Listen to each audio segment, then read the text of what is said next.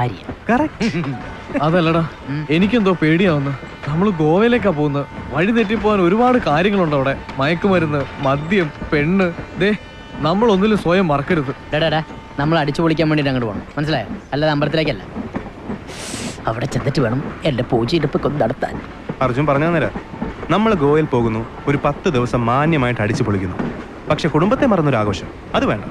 പിന്നെ മദ്യം, അത് കൈകൊണ്ട് തൊടാൻ പോലും പാടില്ല. സത്യം ചെയ്. ഗോവെത്തിയ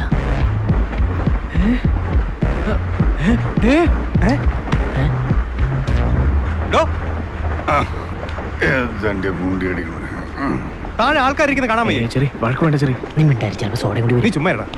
തന്നോടല്ലേ ചോദിച്ചത്, ചെവി കേട്ടൂടെ?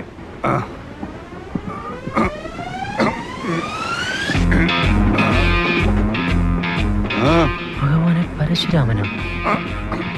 താഴെ നിൽക്കുന്നവരൊന്നും മാറിക്കണം, എനിക്കൊന്നും മുള്ളണം. അയ്യേ, പോക്കിരിത്തരം പറയുന്നല്ലോ. മൂത്രമൊഴിക്കുന്ന പോക്കിരിത്തരം.